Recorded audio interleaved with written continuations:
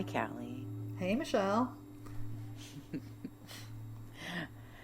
So we're gonna talk about Poppy Bush a little bit more before we move on with the rest of the '90s. I'm ready. That's the You ready? Yeah. All right. It's been a pretty wild. Things have been wild with him for kind of a long time, and he stays pretty wild, honestly. So we've been kind of looking at him as being, as the Reagan Bush White House, he's the VP, and we've been looking at that as essentially him using that position to further goals of the Central Intelligence Agency, which has kind of a mind of its own in a way outside of the presidency and outside of Congress. They notoriously do things that push the president's hand and push Congress and do these types of things. So we've been looking at the White House as being used, these posts in the White House as being used to further that agenda. So I wanted to start with a quote from a book I've been talking about a lot, which is Russ Baker's book, Family of Secrets, The Bush Dynasty, America's Invisible Government, and the Hidden History of the Last 50 Years. So it's a really readable book. It's very enjoyable, lots of information in it. And as I go through it, we've talked about this book a lot. I've really enjoyed it. And I go through and I compare what I'm finding in it with some of the other things that I'm reading and what I find on the internet. So I'm going to read a little bit out of Russ Baker's book on this that gives us an idea of getting into how the Bush family, the Reagan White House, really does this shaping of culture that leads us into the 1990s. So one of the things that Russ Baker says in his book is the collapse of FDR's safety net may have looked like a disaster to economists and to the ordinary taxpayers footing the bill for these risky ventures, but it also represented the fulfillment of a dream expressed by Prescott Bush and his confreres to see Roosevelt's hated New Deal brand of socialism, quote unquote, undone.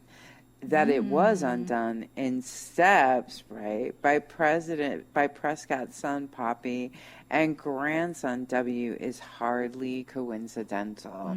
So I think that that's hardly coincidental at all. I think it's so important to what we see getting shaped up through the White House during this era that we've been talking about. Because one thing, and I'm not going to talk about this really at all, but it's a whole own topic, is the Reagan White House's relationship with Margaret Thatcher and how that melts over into the Bush White House that comes next. It's a very chummy relationship. It gives me a feeling for chummy relationship with Margaret Thatcher, and she has many positive things to say about Poppy Bush. You know, he and Ronald Reagan, they were favorites of hers, to be sure. So all of that's happening as well, and we're not even really going to talk about that, but not because it's not important, just because it's all important. There's so much here. Yeah. There's so much happening here. So I'm going to touch on like what the New Deal was, just in a nutshell. So it's something that Roosevelt signed into law in 1933. So signed in the New Deal, and what that gave us in the United States was Social Security, farm security. There were financial reforms. This was a big deal. It was banking reforms that were going on. So the Bush family at that point in time is not going to be. They're not going to like that. They're not going to like reforms being put on their freedom to bank however they like, with right. Nazis and so on and so forth, right? So they're not going to like that. And also regulations on business that would prevent another depression from happening. also something that the Bush family is not going to like. Just all around, this is something the Bush family is going to find distasteful. So that's the new deal. Historians refer to the New Deal as being the 3 R's, which would be relief from unemployment, recovery for the economy after the Depression, and reform of the system that created the Depression, right? So that's also not going to work for the Bush family. So that's the history on where Prescott, you can see him almost like a cartoon, like, whoa, I'm going to get that. I'm going to get that New Deal. But also, like, it put the New Deal put Democrats in a position of being the minority party that would hold the White House for 7 out of the next 9 elections. So it's popular. Like, people, and we find, the more we dig into this, the more we find that to be historically true. People given the option for for tax money to be used for public ends, people tend to, historically, that is what people want. And also true in this case with FDR's policy. So anyway, these are the domestic policies that the Bush family wants to take out over time, which are... These things are actively undermined by the Reagan White House. So the entire time that this is going on, everything in the New Deal is being actively undermined in terms of the policies that are coming out of the Reagan White House, and also the culture making of the time period. So, there was a very active... This becomes important because this gets at the domestic policy that Bush sometimes is criticized for not enacting while he was president, all right? And so the argument that I'm making here is that he did do all of this work to push, to push the domestic policy eventually, while he then was able to focus on what he did do very well, which was foreign policy. But I really think we had this changing domestic policy the way he wanted it changed was going to take a real cultural shift. So I think, Right, I see what you're saying. Right, so he's gonna want, because people like that. People liked farm security, people like Social Security, like there's unemployment security, like there's certain social safety nets that kind of a general public can go into agreement about, unless you demonize all of those projects and make them so they don't work very well, which the Reagan White House was excellent at doing. Yeah. So you had this real assault on those programs from the inside. Meanwhile, you had, and Nancy Reagan and Ronald Reagan were on television all the time. Ronald Reagan was an actor himself, and so he was coining all kinds of, he was out there talking about trickle-down economics, and he was out there talking about, like, the 9 worst words you can hear are, we're from the government, and we're here to help. Like, what I just Googled too, because I figured it was him. What? Welfare Queen originates from media reporting in 1974 and was popularized by Ronald Reagan. Yes. Because Welfare Queen is obviously like taking all these social programs that people really loved, what you were just talking about, and just basically demonizing, and then also using racism to divide, the lower class people, like making lower class white people not want to do it also because they're associating it with black people and they're racist, so they want to like separate those people. And this is happening during a time that White House very specifically is flooding the neighborhoods where this supposed caricature is coming from with crack cocaine, right? And so that's terrifying, this middle class, predominantly white America. Like, all of this, like, welfare is going to to fund these drug addictions and so on and so forth. Just yes, And that's stuff that people and still believe today. Like, yes, it's really yes. crazy because it's like, how do we get to a point from like our grandparents? Like, how did my grandma go from like utilizing these public programs to then having the mindset that they were like bad and made you lazy? You know, like that happened in her lifetime. Wow. Wow, it's a huge turnaround. It's the success of this. Oh, it gives me chills. Yeah, it's the crazy because you can success just really of, see it. you really see it of the culture machine that's happening really behind it in the 1980s. But the Reagan White House is really having a hard impact. Ronald and Nancy are both out there, and they're really working. They're such really working pieces of it. shit. They really are. They really are, and they really work that media, and and there were other things at work also. Is we had the cultural mind shift being shifted to the right by Tipper Gore was out there, and active Joan Mondale. These were Democrats, but these were senators' wives who were starting to direct. The PMRC would come out of this. The parental rights, the music labels would come out of this, which is this huge censorship scandal that gets swept under the rug like consistently. But this is the 80s, and it's being based around all of these political wives are out there just saving our children from these drugs. Yeah, and it's like, okay, Satanism Tipper Gore is Al Gore's wife, and Al Gore is Bill Clinton's vice president, and then Bill Clinton was like fucking with Poppy when Poppy was like bringing guns into Arkansas. So it's just like bing bang bong. There you go. There you go. Yep.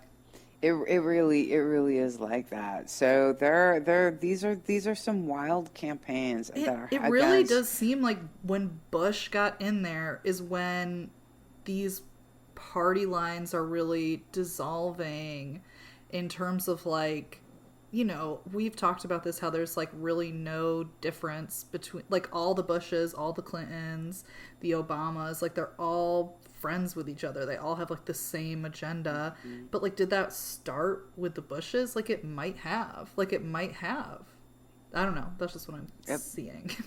Thank you. Yeah. I mean, possibly it goes back far enough that could be the case. I don't, but they're definitely making this shift in what freedom of expression as it's happening in the public field, in the organic public field, and in the corporate media, they're loving these corporations that are putting out these albums and are making these news programs. They're loving. This is also the explosion of cable television. So lots of content is needed. You don't have all this content back then, right? So they have. They have cameras to point on, like what's happening over there. We need tons of content. We need tons of things happening all the time. So they're ready to promote all of this propaganda also, and follow all of these trends and go along with all of this, and also getting all of this free attention from these scandals was something that like MTV would want. It's something that magazines would want. Anyone selling something to young people wants that scandal. You want Timper Gore to like say something about you to a certain degree, maybe just in time to like pull it back and then sell lots of records. However you want to look at that.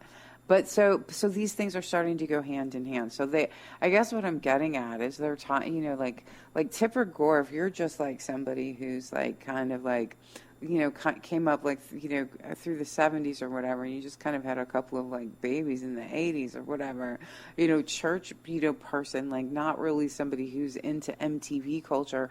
Like all of a sudden, like Tipper Gore shows you like some album cover that's like really overwhelming in the image that she's showing you. Yeah, So something that as would this shock you because it's something that you haven't right. seen. Yes, and have no lead up to whatsoever, and have, and like nobody's really also representing, these corporations make these crazy fads that are supposed to scare you, right? So anyway, all of this is Ooh. yeah. So all of these things are happening. So people are terrified. That's the other thing. It's like it's the onset of like the satanic panic, which Yeah. kind of overwhelms that late 80s, early 90s period. But at any rate, you have these repressive laws and these spectacular cases, and this whole spectacle is really being made there's this whole scare. I mean, it's not the first time in history that it's happened that there's this attack. I mean, it must happen every couple of generations. There's an attack on this just basic morality of, the innocence of your children by culture, and you need these laws to protect you from those things. So you wind up getting these really repressive capitalist laws that, if you're only getting really a part of the picture, can all sound really reasonable and not really understand what the deeper implications of them are. So that's all happening and there's a press for it. You're getting, the public is saying, we need you to make these laws, and that's an important part of politics. So, like I say, like you're all of this is manipulating people into thinking that they need something that they're gonna then ask you for. That's like already part of your agenda. Yes, definitely. So this is like, like I say, this is leaving Poppy open to do his foreign policy bit, while the culture is essentially being shifted by people who can do it way better than he could. He's not, Poppy Senior. That's his, like, he's not this charmer. People don't really like to listen to him talk that much. Like, he's not. I mean, he's not much of a performer, but man, he uses it to his advantage. He really does, because he loves these backroom. He loves, I feel like, just watching him, just even in trying to like talk about his presidency, I find that it's more descriptive to talk about what people around him are doing, because I feel like he's kind of that stealth of a guy. When we get to W, we start talking about antics more. Like, he's more of a showman, right? He's more of he's a stage guy, right? So, but Poppy Bush is just like, man, he's just getting it done, but in all these different ways. And one of those ways is by standing behind these culture shifters like the Reagans, who were all about that stuff. So, all right. So in the meantime, so here's what starts happening. So Poppy Bush gets elected into office. He becomes president in 1989. Am I saying that? Yes, 1989. So he goes into office in 1989, and there is an agreement here's an agreement that FDR made in the 1940s that Poppy Bush is gonna ride. He doesn't like the social safety net. That pisses him off, and he wants to take that down. The whole family hates that. But here's another thing that FDR did that they actually are like quite a bit and are going to exploit. So there is an agreement that FDR made in 1945 with Saudi Arabia to trade security for oil. That was initially done by Roosevelt. Wait. Can you just say that again? Because I feel like that's crazy and I need to process that a second time. Okay, so the first agreement that Franklin Eleanor Roosevelt made an agreement in 1945 with Saudi Arabia to trade security for oil. So this was, yeah, so What? it goes back. How did I not know that? Far. Well, I'm getting that. It's in Wikipedia even. Sometimes I just look to see, just because I figure if something conspiratorial like that shows up on Wikipedia, it's probably right. So, Right. it does show up on Wikipedia. And then also I get that from Russ Baker. Those are the two places that I'm getting that from. And it's vague as to how this, there's a business deal made on a boat in a canal, so like it sounds, Just like the I don't word know. security, I'm like, that is I so know. vague. That like what what the fuck do you mean by What does that? that mean? What do you Right. mean by that? So it is very vague. So let me get in here. Let me read you something from Baker that maybe will clear it up a little bit for us. So FDR makes this deal. He says, according to Baker, it's Roosevelt goes out on the USS Quincy in the Suez Canal, Oh, that's which the canal would that's be. blocked right now. Oh, is it? Oh, that's so Yeah. interesting. Wow. So, and he's with Throwback. Abdul Abziz. Throwback. He's with Abdul Abziz, who is he's a petroleum guy. So apparently, this is where this deal is originally made. So that's Wow. all pretty vague. But like I said, it's Wow. also on Wikipedia. So you can look into it more if you would like. That's where I'm getting it from. So according to Baker, he says. This led to the establishment of a U.S. training mission in Saudi and the onset of a long-term U.S. military aid program, one that constitutes to this day, which this book was written in 2009, or published in 2009, as part of that assistance, the United States helped create the modern Saudi Army as well as the Saudi Arabian National Guard, SANG, a rival organization responsible for internal security and protection of the royal family. My jaw's on the So, floor. right, right. So if that shit goes way back. Yeah, it does. So, yes, and it goes, so this is training Saudi military, the United States training, doing military training with the Saudis. This goes back a very long way. Trading weapons, securities goes back a very long way. And being the United States, even being in a position of funding both sides through the military, funding both sides of the Saudi clashes between the royal family and the Saudi people, the United States military being part of both sides of that even goes back a certain ways. But where this becomes essentially different for the Bush family is the way that all of this gets very personal. It becomes the Bush family themselves doing. I know it gives me chills. Also, paying for this security on both sides. They're still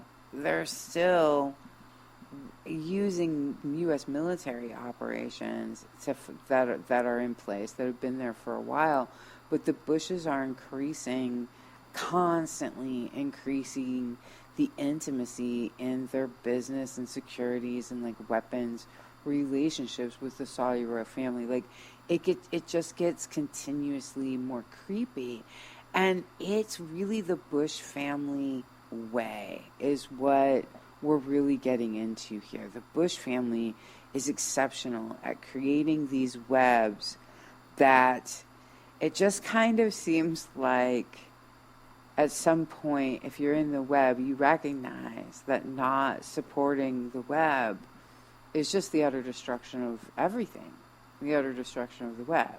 And they're really good. They're really good at setting that up, okay? And so they start like weaving this web with the Saudi royals in this way that's just, creepy is really the word for it. So it says so this is back to Baker, and he says Saudi Arabia would become and remains to this day, 2009 for this book, the leading recipient of U.S. arms and military services, far exceeding Israel and all other U.S. allies. Much of this assistance goes to Sang rather than the army, and therefore is intended specifically to protect and sustain the Saudi royal family. Wow. Well, wow. That's Wow. insane. Like, that's... So the people who are... Think about this. So this family who wants to destroy the New Deal, the social safety net, they want to take that money and give it to the Saudi royal family. I mean, that's what they're doing. This is crazy.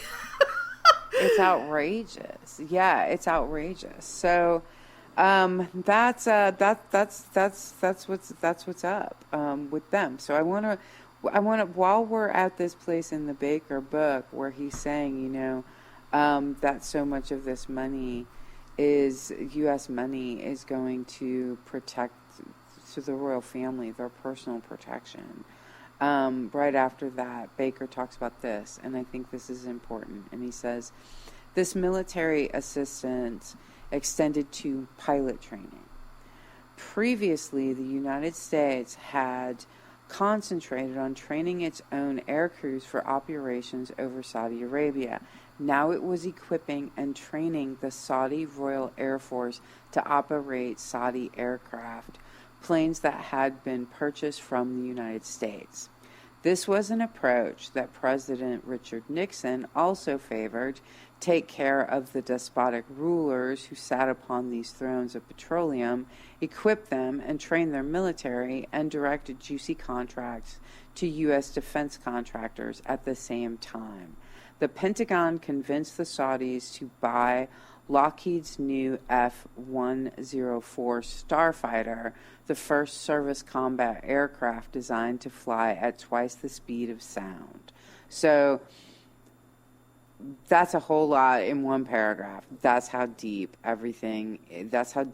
these defense contracts are getting. This is how deep secrets are getting with the Saudis. And I think that this part also becomes very important. Like the Saudi royal, there starts to be a lot of secret keeping, and that's where these webs get built. So, and I want to add this in there too. Here's another place where, as I've said, before, we have to remember that the Bushes are a flying family. Right. So that's like, and it really does come up over and over.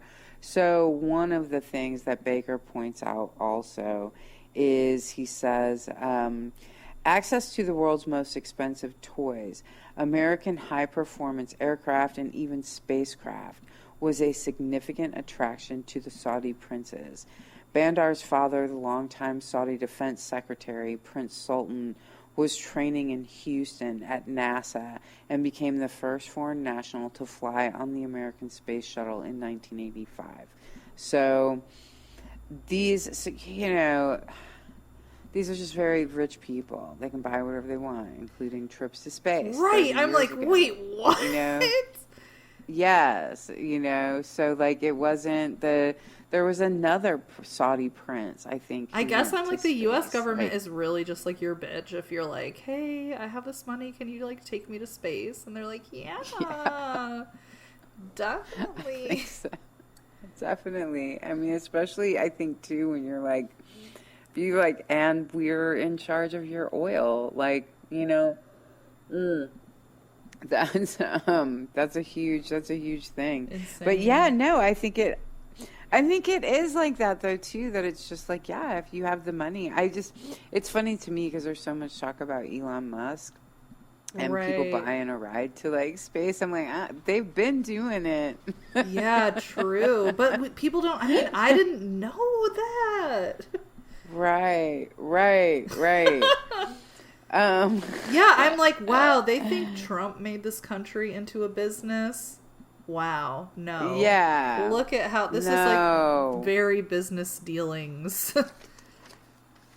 Well, okay, that's a perfect example. Like one of the things that the Reagan White House, one of the many poisons that the Reagan White House dumped into American stream of consciousness is him asking like, wouldn't it be better if the government was run like a business?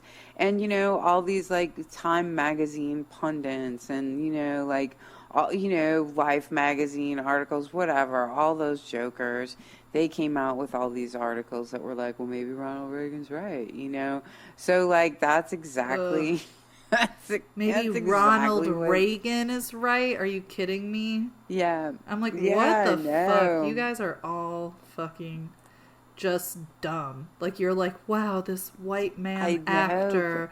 I mean, it fucking happened again. It's like, wow, this white man I've seen on TV. yeah, Yes, save me. You're so totally. smart. We're going to run it like a business. Like, I mean, I know people were making the Reagan Ugh, comparisons throughout his campaign, throughout Trump's campaign or whatever, but I'm just like, it hmm. bears repeating because it's just so insane. Yep. Yeah, and I mean, God, just imagine being like somebody who like you're just going to like your office job during the day and you just want to unwind at happy hour, and there's like some loser who's like, maybe it would be better to run. Like that's your Oh my life. Like you have to god. listen to people talk like that. Those were the times, man. Ugh, Uh, that's awful. I know it's awful. It's awful, I but am that's so what like. sorry for what gen is that, boomers or I don't know. I'm sorry for whoever I went through guess it's that. Yeah, I guess it's like older Gen X probably. Well, I am Yeah, we're gonna sorry. release that now. We're gonna release that now. There we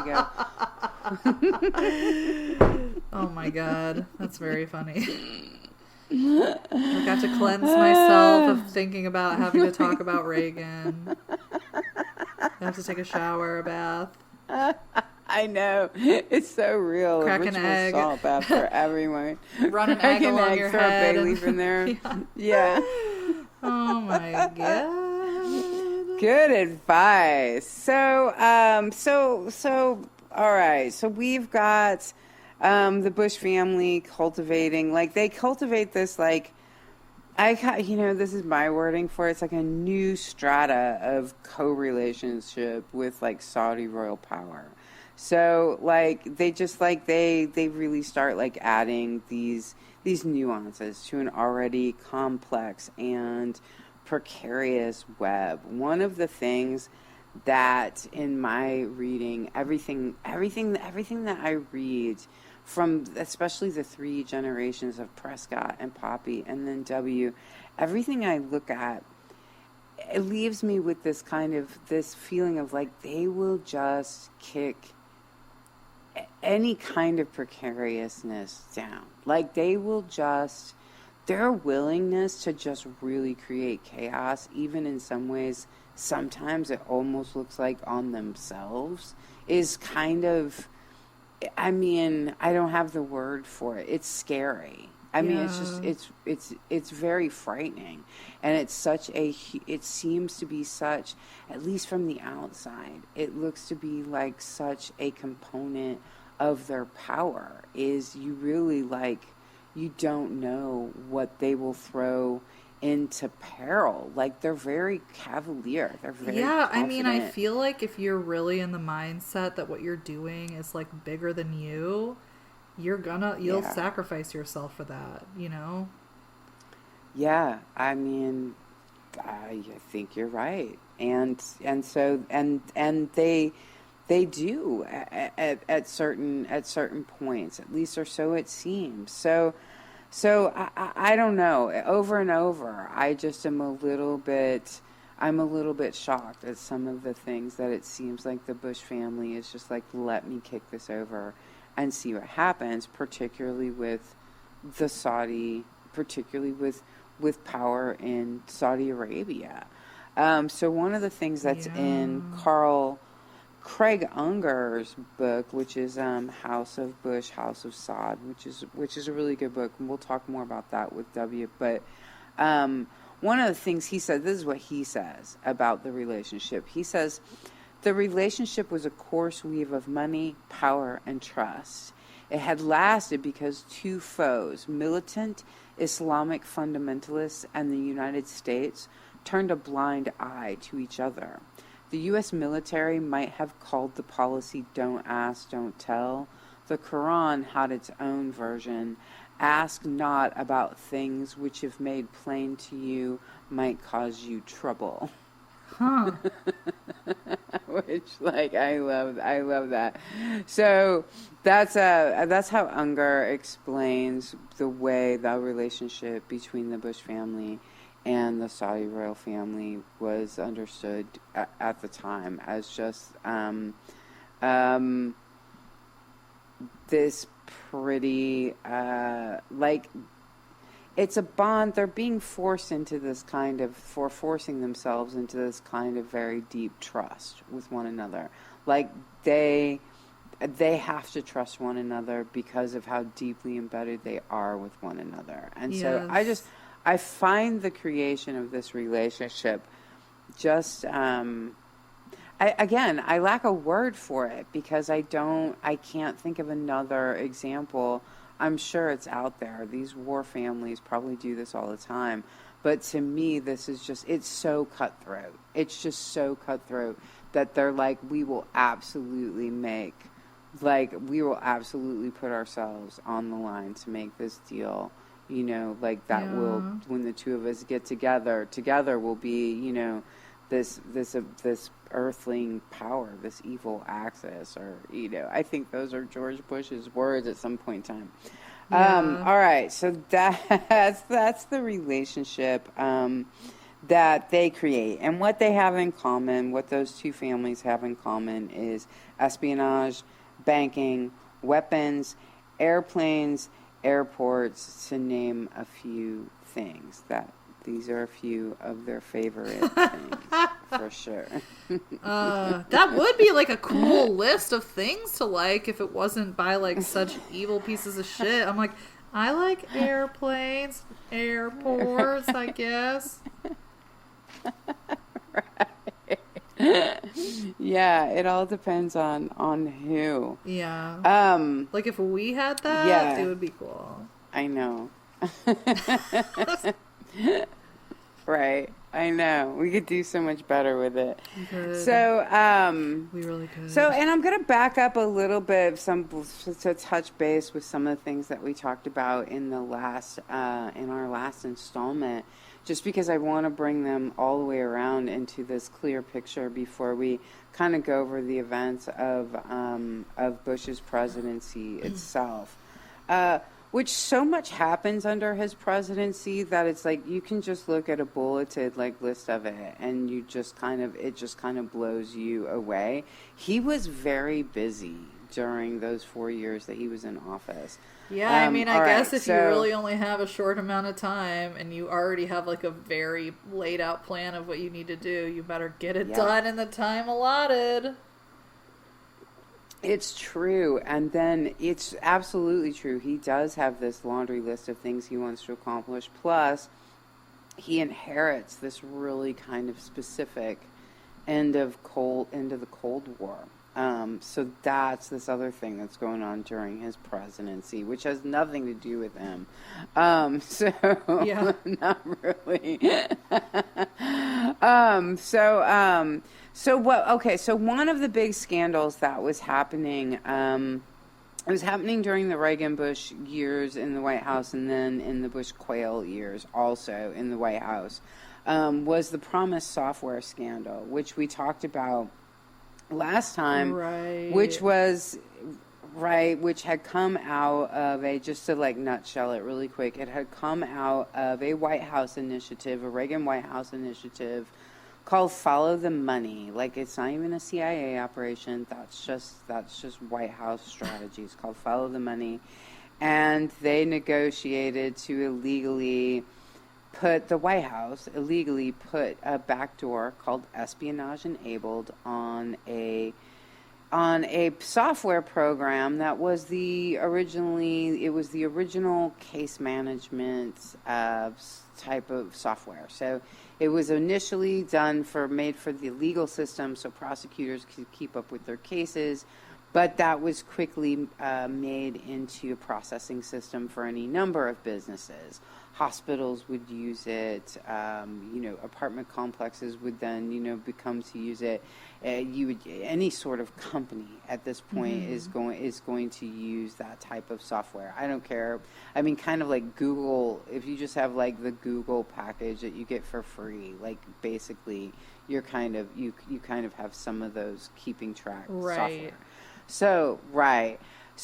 But Promise is the first one of its kind, and so it's being made to customize for these other businesses. It is the predecessor. This is so important to bring back up. It is the predecessor of what will become Prism, which is what currently the NSA, the National Security Administration, uses to collect data from the internet. So the Promise software scandal is really deep all by itself. There are many people die surrounding the Promise circumstances. There are decades worth of lawsuits. It's numerous times their judgments are made against the government, but nothing seems to really happen with those cases. So it's pretty intense all on its own, and it's this really important software. So, because like I said, it does eventually become Promise or become Prism, but at the time, the White House with Bush in there, they make the special Promise software that's got this backdoor in it so that they can watch whoever's going through this system.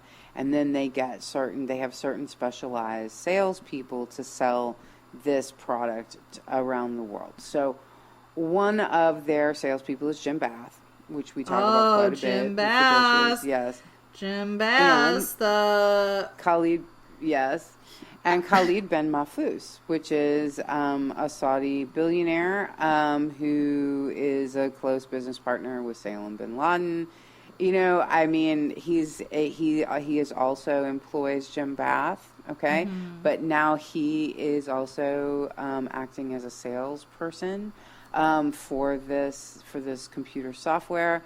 So it's essentially this little cluster of people revolving around the Bushes, the Saudis, the CIA, kind of this intelligence community.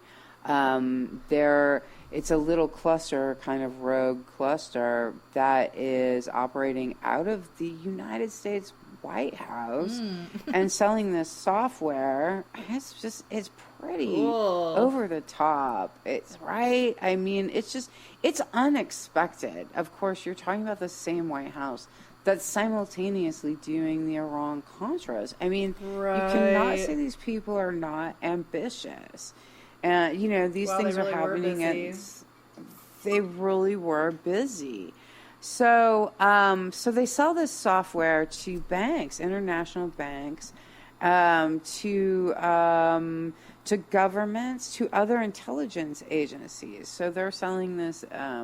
So MI5, which is out of the UK, bought one of these compromised spyware. So it's like MI5 is a spy network. It's the UK spy network. So it really is like, it's spying on the spy networks. And so anyway, this is a project that's essentially allows the Bushes as well as the Saudis to spy on all of these institutions and of all of these banks and these arms dealers and these businesses, whomever they've sold this software to.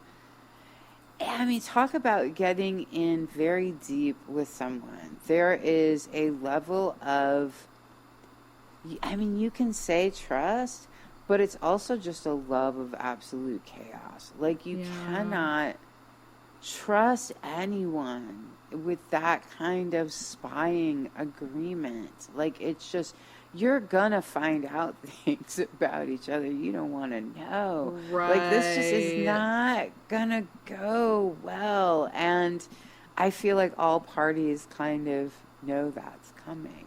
But it's such a powerful force. It's such a power move to move in that way. I mean, it's spectacular in this way. So, one of the computers, this is fascinating to me because we talked about BCCI last time also, but one of the computer systems that one of okay, I'm sorry.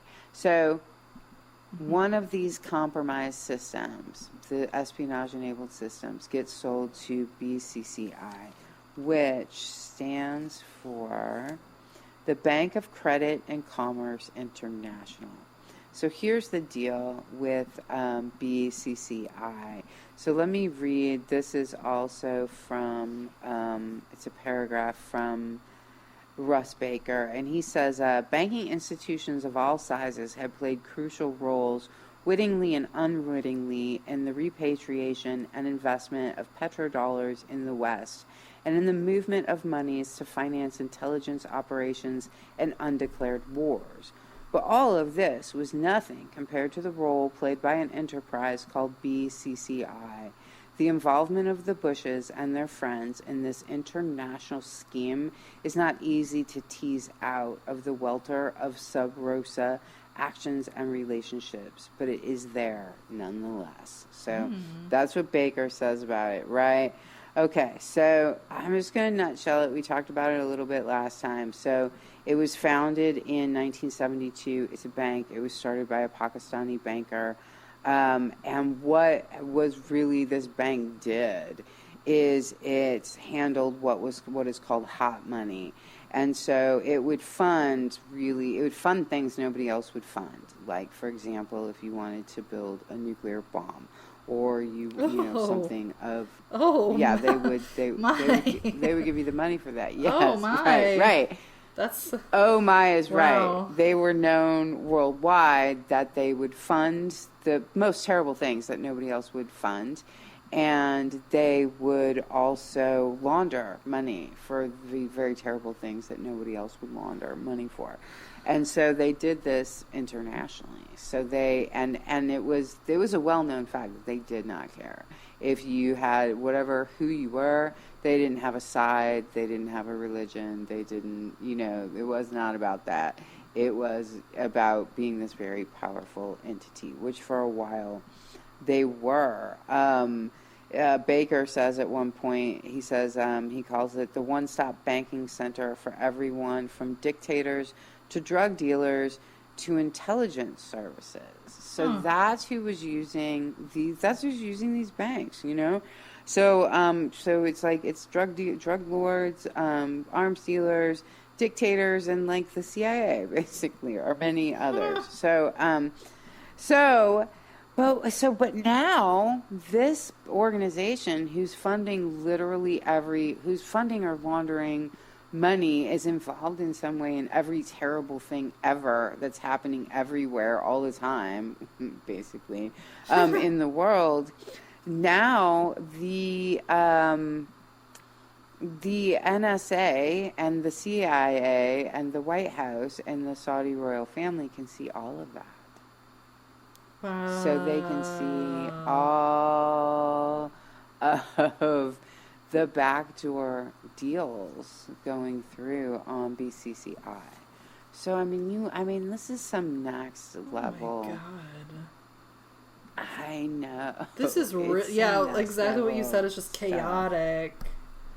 Yes, it's absolutely chaotic. So this is a bit from Ryan Gallagher says in 2004 in a story he wrote for the New Statesman called Dirtier Than Watergate. He says the story is so deep, dark, and complex, a web of strange dealings and dubious characters. It implicates wealthy arms dealers, Israeli intelligence services, the Soviet KGB, MI5, and the CIA.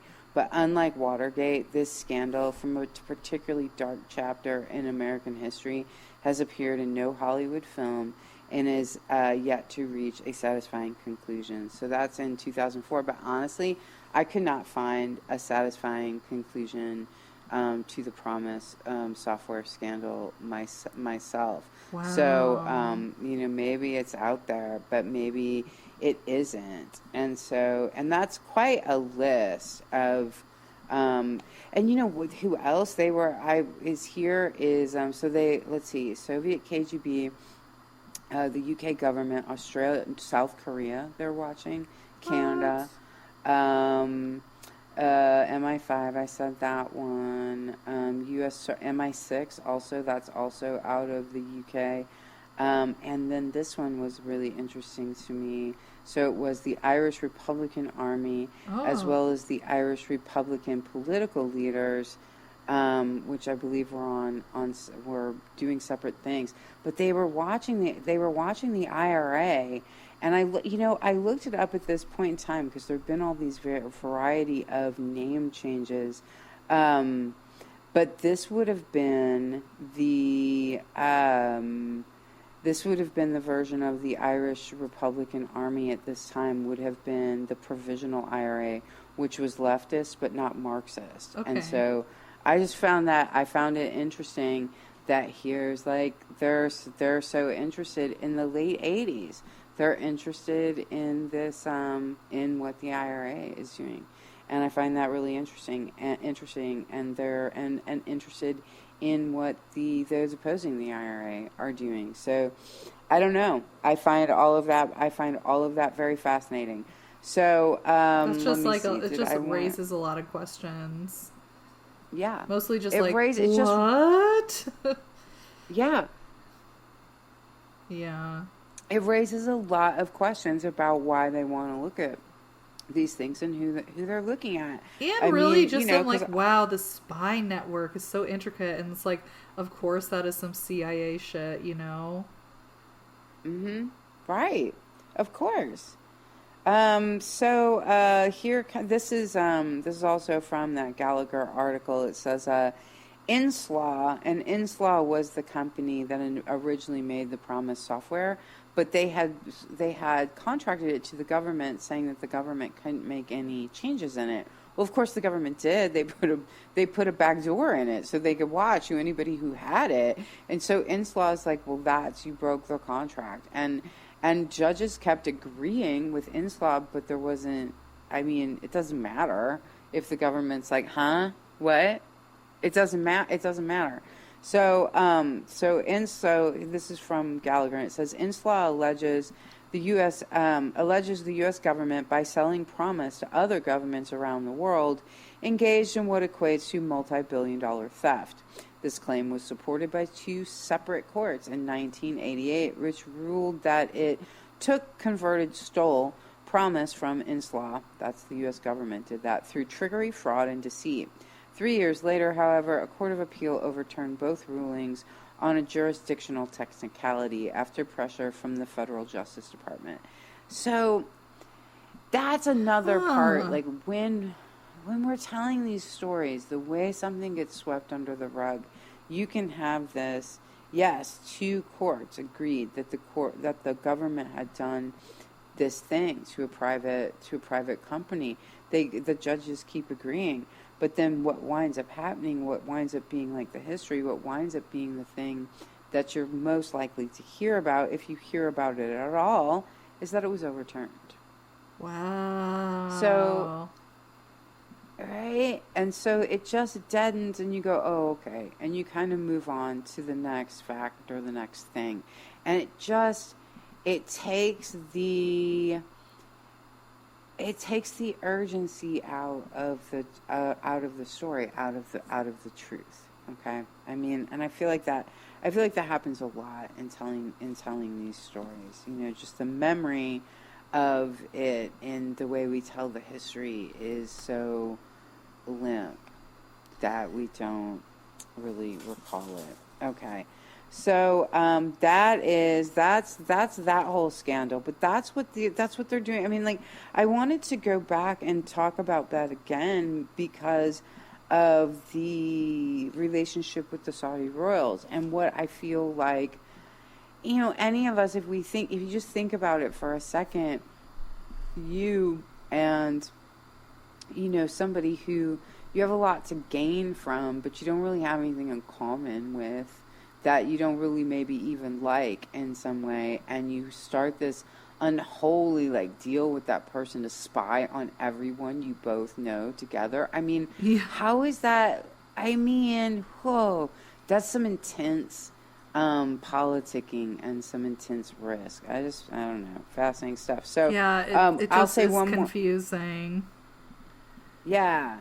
So I'm going to say one more thing about promise from Wikipedia. It just says in September of 1992, the House Judiciary Committee report raised serious concerns that Justice Department officials had schemed to destroy Inslaw, the private company, and co-opt the rights to its Promise software, and had misappropriated the software. The report was the outgrowth of a 3-year investigation led by Jack Brooks, the committee chairman, who had launched an investigation in 1989.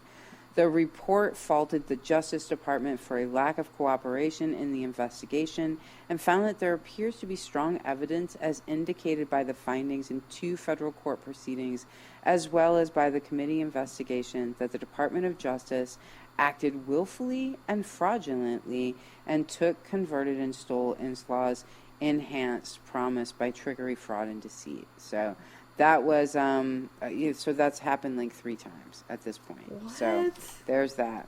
Yes, and nothing happens.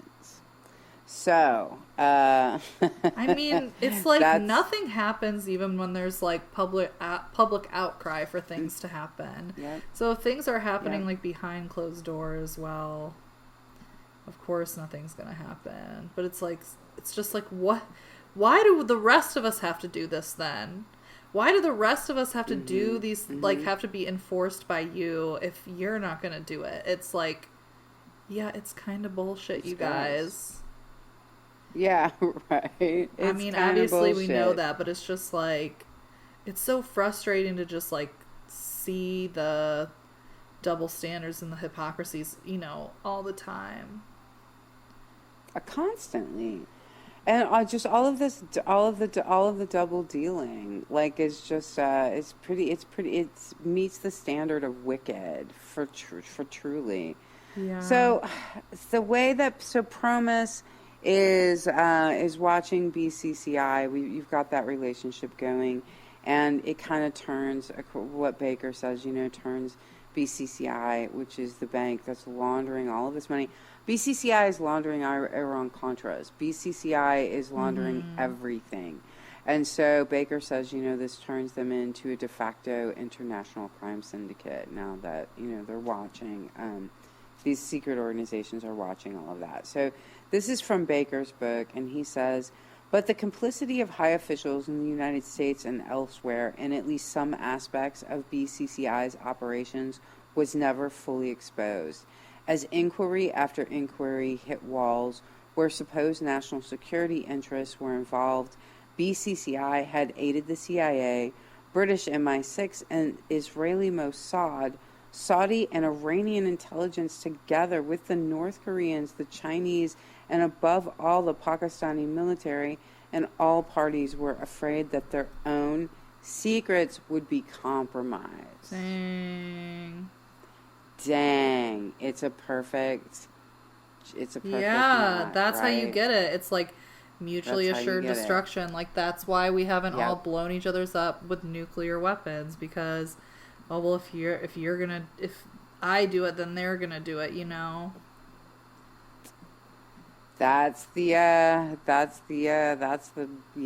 mean, that's the plan that's been gone Of course, along everybody's with so far. it's just like, you can't. That's too stressful. I'm like, this is why everybody's fucking miserable, because this is like the most stressful, tense system that we're all of our lives are controlled by this, like, these crazy people being like so tense and manipulative and evil, and like we're all just being controlled by them because we happen to exist in the marketplaces where they're doing their business. Yeah. I mean, absolutely. Absolutely. Well, I quit. I wish I could just quit. I know. I know. declare I am no longer a part. I am officially declaring. I rebuke the United States and all of their banks. I mean, yeah. Do you think that's gonna work? We rebuke thee. I rebuke we thee. rebuke thee. You. I rebuke you. It's gonna work, I think. It's gonna work. So yeah. So and here's the other part of it is, at one point in time, because they had gotten in trouble, BCCI, and even Promise, lights were shined on these things, but at some point in time, Khalid bin Mahfouz ends up paying $225 million to settle fraud accusations, right? But then, he just moves right on. So there's this continuous. $223 billion for this, or million for this person. You're talking about a billionaire.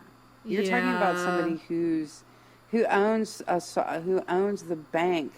That does the banking for the Saudi royal family. This is his bank. Yeah. That's, whatever. Here's $225 million. Just don't talk about this ever again. And so, they can play these really high stakes games. It's easy for them to buy us off. Right. It's not hard for them to do.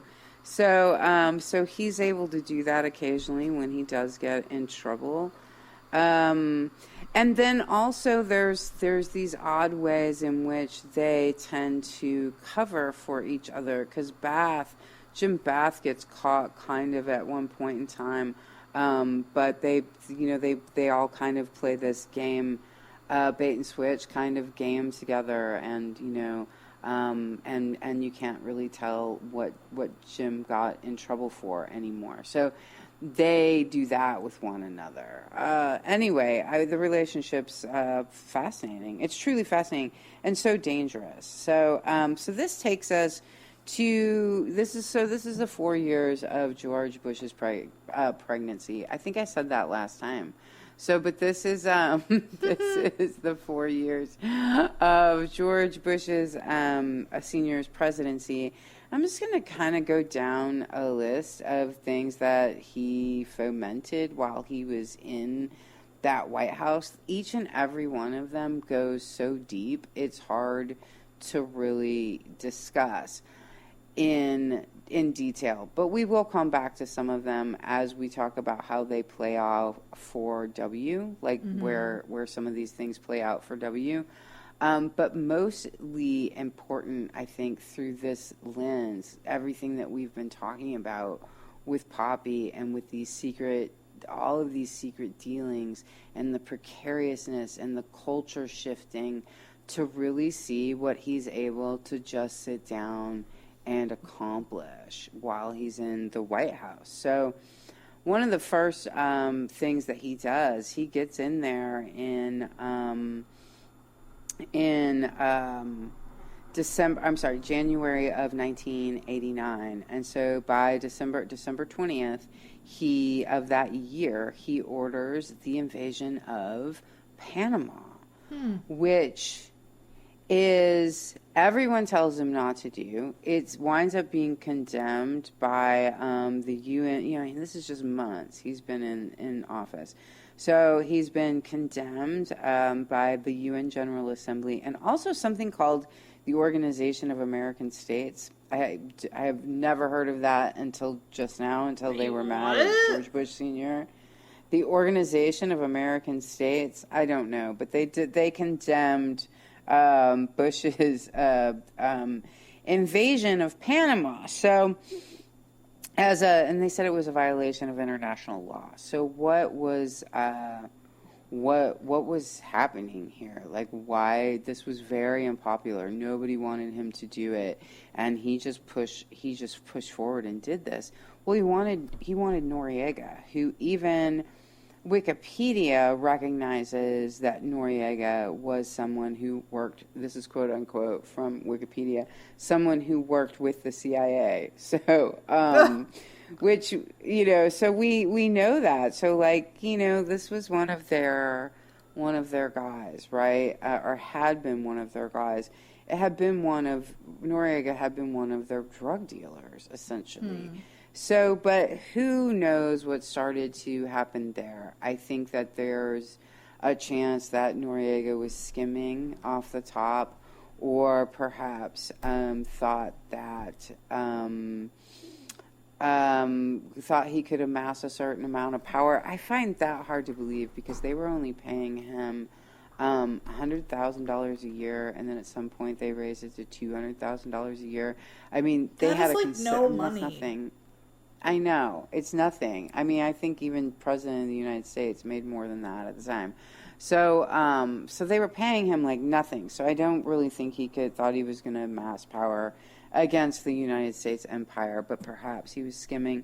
I'm not sure, but the Bushes wanted to get back at Noriega, and they wanted to take him out of power.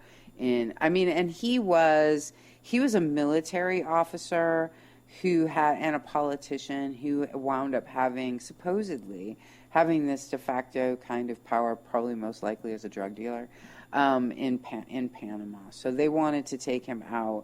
But one of the things I'm pretty sure, because we talked about this before, but they played the loud music to get Noriega out. Yeah, we talked about this from Waco. Yeah, and I'm pretty sure Noriega, the song was Welcome to the Jungle. And it makes, yes, and Noriega was known for his hatred of rock and roll music, and I would think especially like heavy metal, or hard rock, whatever you call Welcome to the Jungle. But some would also just call it lyrics. bad. Yeah, some would just call it bad. That's true. So, but just the lyrics is what makes me think maybe he was skimming from the Bushes, because just where it's like, you can have anything you want, but you better not take it from me. Just as like, I mean, wow. I could just see, it seems like Barbara would even like approve. She'd be like, oh, well, that's very nice, honey. That's actually very nice of you, that's saying he can have what he wants. It's very Christian of you, son. That's funny. That's my Barbara Bush impersonation. Oh, you did a great job. Sounded just like her. Thank you. Thank you very much. So he goes down here and gets Noriega, and there's hundreds of Panamanian deaths that transpire from this. It's an absolute disaster that really does seem to be primarily motivated by a personal vendetta. Everything about what happens with Noriega seems very personal from the White House to Noriega. And he had been one of their guys at one point in time. But that's also part of the business. Saddam Hussein is arguably one of theirs, which we're also going to talk about here, because that comes up next in his presidency. That so August of 1990, you have. So again, here, let's see, how long has he been in office? So not quite 2 years he's in office, and so he's already done this thing in Panama, and then he's off to start. He's going to kick off now what would be the series of the Gulf Wars, which I think a lot of times people just call it the Gulf War. Americans do, but it's a series of wars that are kicked off by George Bush. So they go. So Saddam Hussein he invades Kuwait, and Bush leads an embargo against Iraq to force Iraq out of Kuwait. So at this same time, here's something else that's happening. So the United States. So the United States is having this embargo against Iraq to force them out of Kuwait.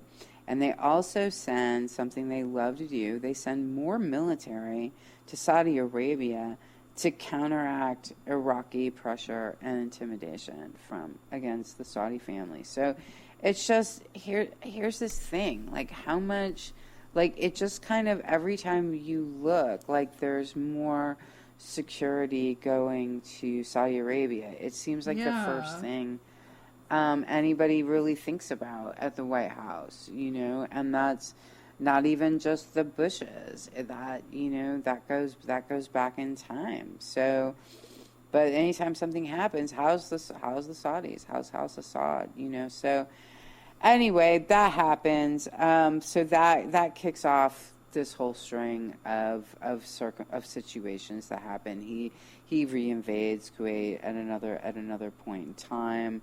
But a whole string of situations get kicked off in the quote-unquote Middle East, which is problematic in its wording enough anyway.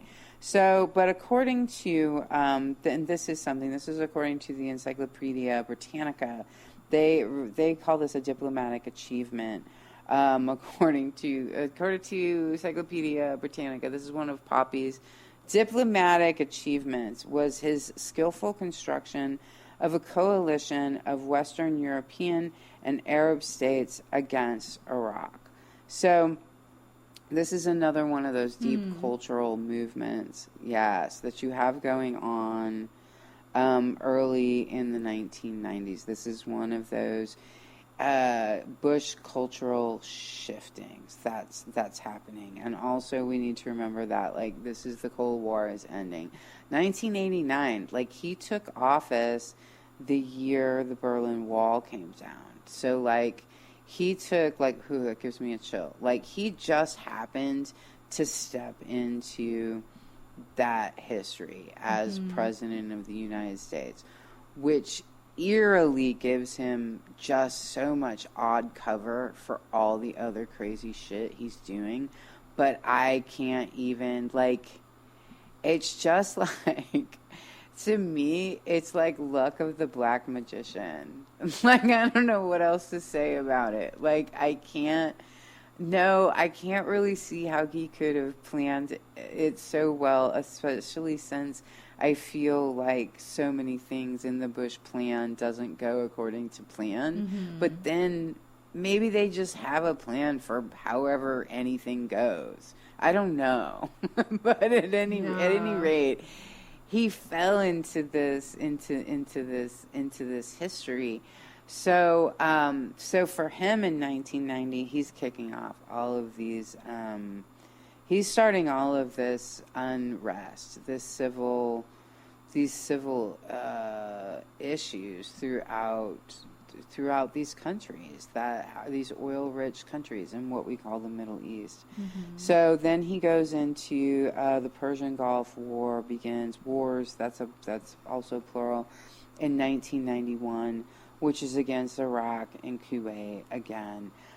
So he's solidifying, at this point in time, this intensely anti-Iraq sentiment, along with other leaders in that area. Other leaders who are, also embedded in this economy of oil and steel and banking and war. So, I mean, this is who's running these these operations, and that's who all of this is really for. So George Bush he gets all these.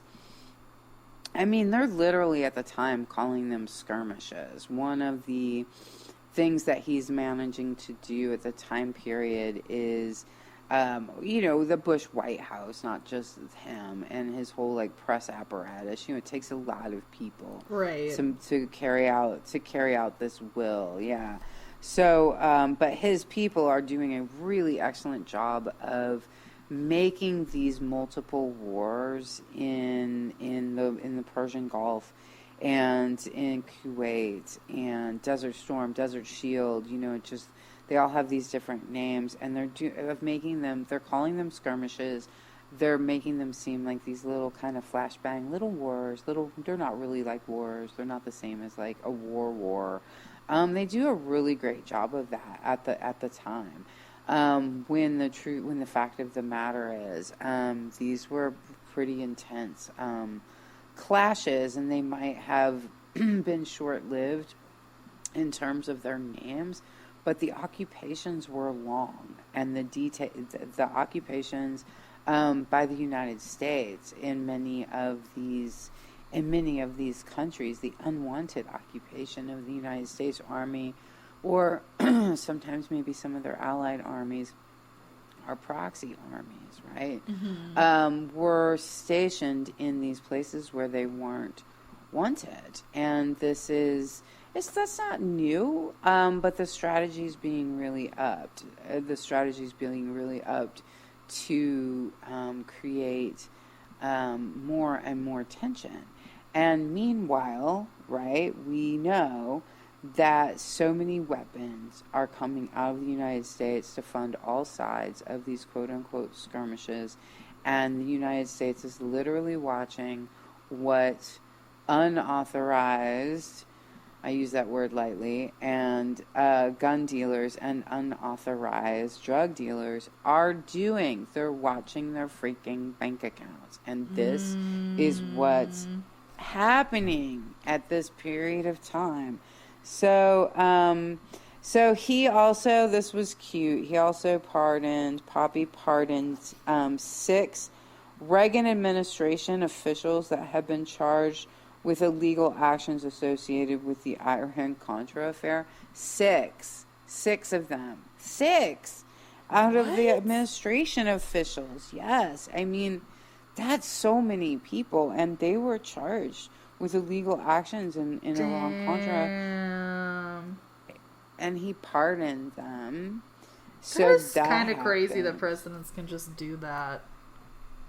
Tell me about it. And especially just like, my God, that would just be like, if you and I did a bunch of crime together, and then like you had the ability to be like, man, that's off your record. That's what it would be so cool. like. I wish that we had so that. Cool. We should get that. So moted be. We shall do crime. George Bush Sr. just gave me a thumbs up from the other side. He's like, yeah, you can't beat it. I'd do it again. Go he get would. him. He'd do it again. Okay, go get Poppy, him, girls. let's do it. Poppy. And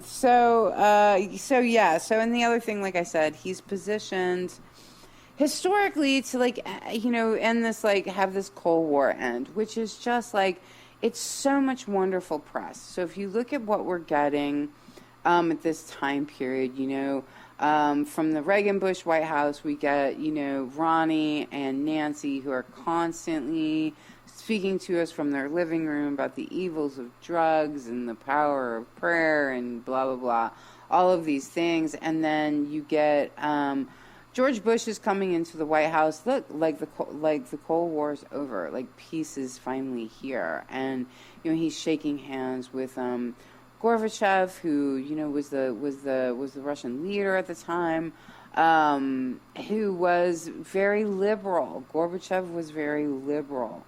I guess by today's standards, I suppose everything is. But Bush is shaking hands with Gorbachev. They're signing these nuclear de-escalation deals, which, once you realize that there's a bank that will give you a loan for a nuclear bomb, should you happen to want one, and once you know that something like that exists, you can't look at George Bush and Mikhail Gorbachev, signing these cute little pieces of paper and take it seriously. Yeah. Once you know, right? Once you know, no, these guys down here, let me tell you what, we got this bank, and you do whatever you want. You can do whatever you want. once you know that, these other things are very clear what they are. They're just spectacle. They're spectacle for the people. They're a spectacle for the history books. It's just, it's a carnival, truly. So that's a lot of what Bush did. He gave a lot of speeches about the end of the Cold War and this new peace. There's something when he was getting brought into the office. Hopefully, somebody listening will know the YouTube clip that I'm talking about, because I can't find it. I've been looking for it, but it's famous in conspiracy circles, and I just have not been able to find it. But it's George Bush Sr. after he gets elected. He looks into the camera, and he looks like a little kid, and he says, "We really have a shot at this new world order." Oh, right. And yeah. so, I've seen that. I've seen that. You've seen it. It's so great. And so, the conspiracy. Yeah, that is definitely wait, are you serious? I don't know. New World Order is I don't know. But, I mean, it's he really just said that, so. He did. No, he really did. And, I think he meant all of this. I mean, this was the new world order that they're seeking. I know, what came first? The conspiracy theory about New World Order, or, him saying that? Because it's I don't think, Right. I don't know why. New World Order conspiracy is so wild. But then it's God, everything we're talking about is kind of aligned with what they think, but it's it just seems like the whole Illuminati thing is just some totally trumped up fantasy that is hard to take seriously, because it's people in robes throwing triangles up, and every pop star is a government agent. But it's okay, I don't think I really believe that. But obviously there's a global banking scam basically that people are in a spy network that these people are utilizing to just make themselves more money. Yeah. Yeah, I mean, it's true. I mean, it's true. I think, it's so funny. I think you can be totally above ground with this and just talk about basically rich people getting richer.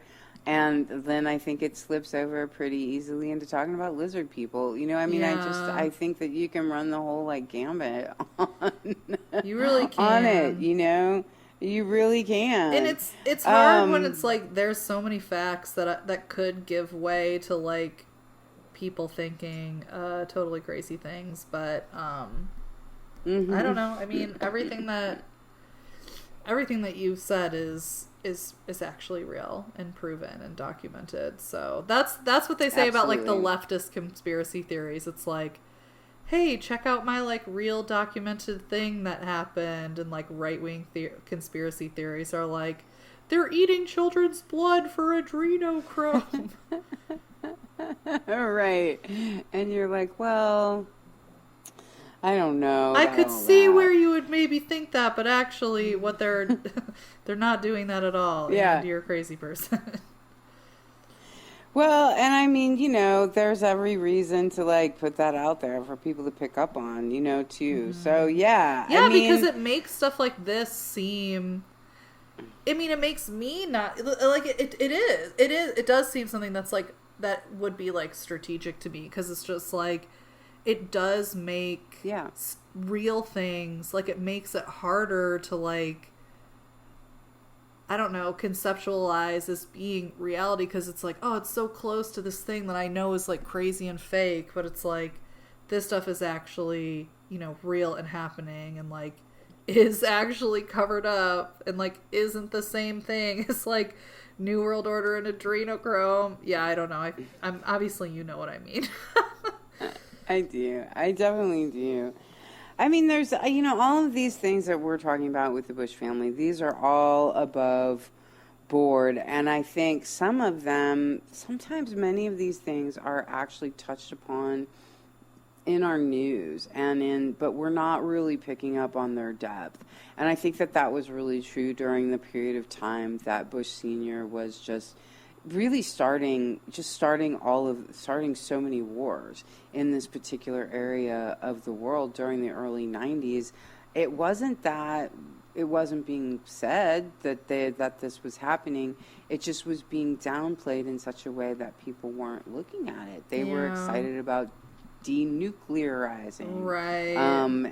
And some other things that were happening during that period of time. So they cover things in that way also, and then you don't realize, like, here's something that's interesting. So the Gulf Wars, like I had said, were all, in the end, they support the Bush family's interests, and so they were protecting they're protecting the royal family. And the Saudis are alleged to have paid $32 billion on a $60 billion bill for protection from Iraq.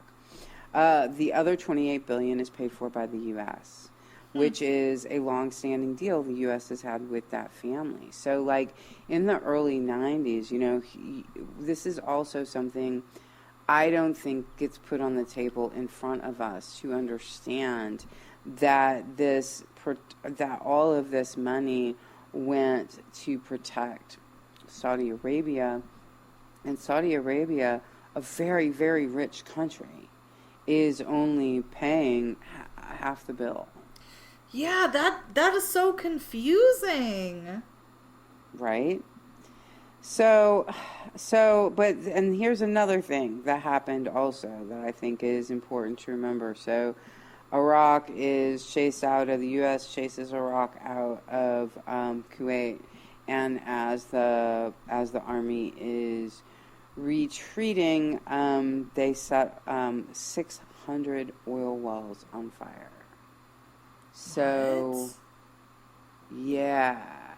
So the retreating Iraqi army, 600 oil wells. Like, it's that's pretty cool, I guess, to me. Just like, you're like, fuck that's you pretty guys. Like, yeah, they were definitely like, fuck you guys. But I don't know what 600 oil wells burning would be like, and what the devastation must have been to Kuwait. So I mean, that's and all surreal. of this is happening. Right, and all of this is happening, this destabilization is happening under the influence of Western and U.S., Saudi. It's all happening under the influence of the agenda that these very wealthy people have.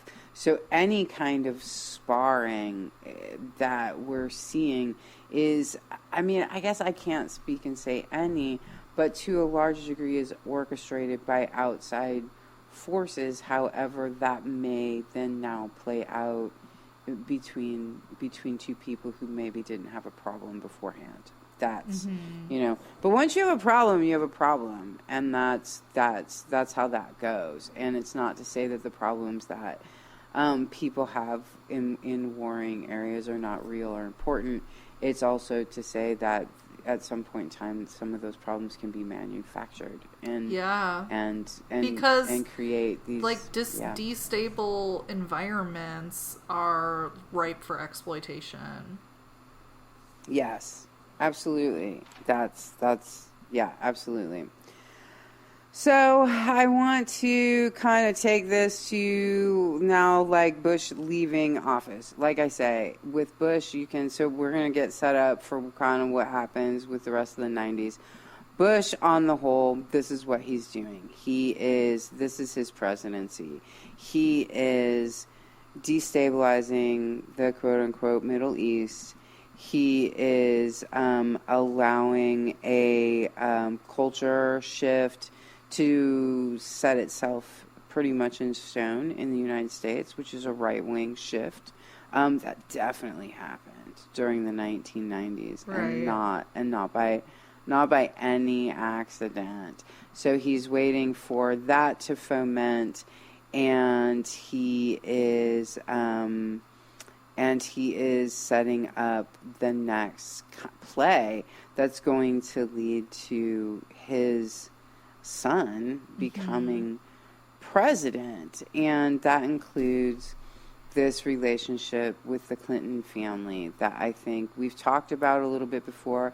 I think we'll continue to establish here as we go along with our 90s stories. But something that happened exactly 1 month after Bush Sr. left office was, it happened exactly, so Bush Sr. left office in January of 1993. That's when Clinton Gore came into office. And they've already got their hands in all of this stuff. They've already got, their names, look how many times their names have already come up, and we haven't even started talking about them yet. So, they've got their hands in all this stuff. So they come into office, but a month into that, the World Trade Center building in 1993 is bombed. Right. And so so this is this thing that we tend to forget about, and it's actually really important. And I think the timing on it is really important because it has so much to do with the Bush presidency. And so it happened despite him not being the president anymore, but only a month later, and I don't think that there was any way out of it. It had a great deal to do with, and I mean not just his presidency, I should say his vice presidency and his presidency. It has so much to do with just the Bush dynasty. Okay, so Ramis Youssef was the ringleader, and he drove a Ryder van into the parking garage of the World Trade Center.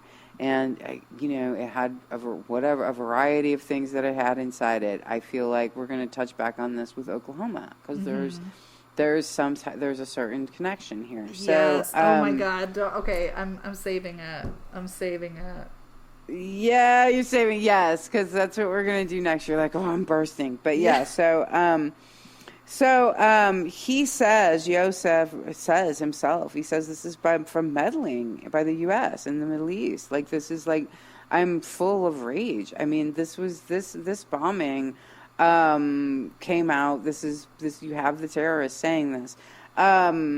But there's some other weird things surrounding it, too. One of his cohorts had been arrested at the airport with a obviously fake Swedish passport, and then in his luggage they found bomb-making books and anti-American propaganda. And I'm like, I don't know. That's a little cartoonish. Yeah, that's a little on the nose. Right, I knew it. Foiled again. So there's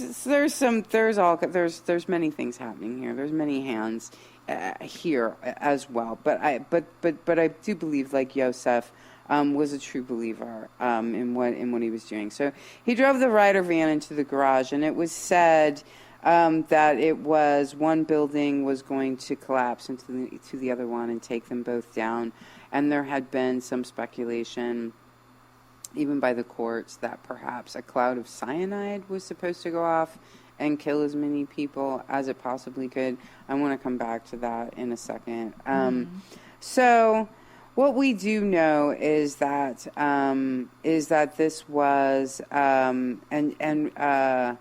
this was the consequences of it. It was a terrorist attack done at least in part by terrorists who were getting back at the United States for what Bush and the CIA had been doing in the Middle East for a very long time. You had that faction, and then we have, I think we're going to find, as we talk about this more, other factions on this bombing. But the desire to take down the trade towers was not something that came up out of the blue.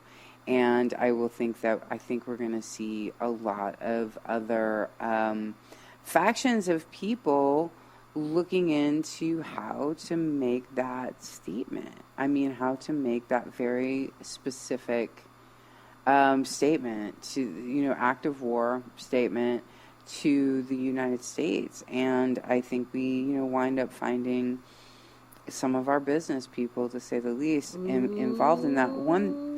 Right, right. So this particular bombing was 6 stories deep. It went up 6 stories, and it was 200 feet wide. It killed 6 people, and it injured 1,000.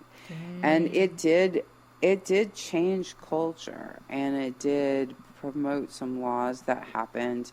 And at the time that happened, this was a very frightening event, and the warnings were, by the public at least, were taken seriously. Like, well, what do we do about this hatred for the United States? Like, what do we do? Which of course then the answer, winds up being like, we make it worse as possible. We make it as bad as possible. Oh, God. Right?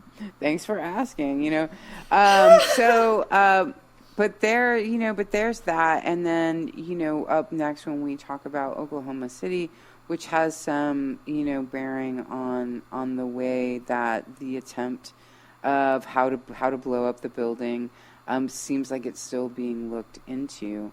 I feel like there was one other thing. Oh, I know what I wanted to say. It does the whole cyanide thing that had been said about that particular bombing, and then it was also like there were 50 other or so threats that had been made, that there were bombs in these different places. That was all interesting to me because I remember after the 9/11 in 2001, when the towers did go down, there was all of that continued scare of, there's bombs in all these other places, right, and there's anthrax.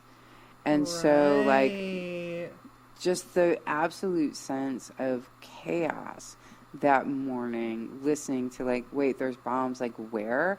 And you're still waiting. The entire public is still really just, wait, there's anthrax, there's this, there's that.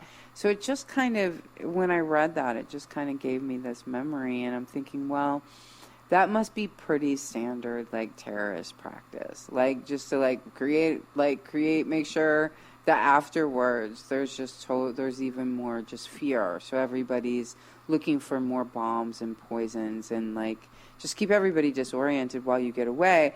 Because indeed, Ramiz Youssef did manage to get out of the country after that bombing. So, good for him. Right, he got away, at least for the time being. They got him later. Oh. So this leads us into like our Clinton era politics and Oklahoma, and then finally into baby Bush. Wow. And so thanks for letting me wrap up on Poppy, because I wanted it to feel really nice and tight.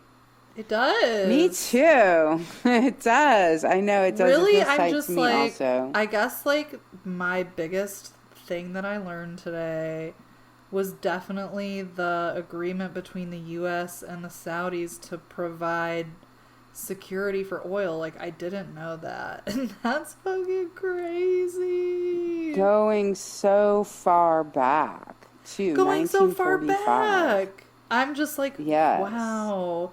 That kind of explains a lot. Why didn't I know this? Well, there's a lot of reasons we now. don't know. Yeah, we know it now. That's right. We know it now. Sweet. So, thanks for doing all that. You're so smart and good at researching. Oh, thank you, Callie. I so appreciate that. Yay. And it's so fun to talk to you about all these stories. And I can't wait to do our next part. Yeah, I gotta really get my research together. But yes. I'm excited to do it, so. Cool. Yay. Cool. All right. Okay, thanks. Well, bye for now. Bye. Okay, bye.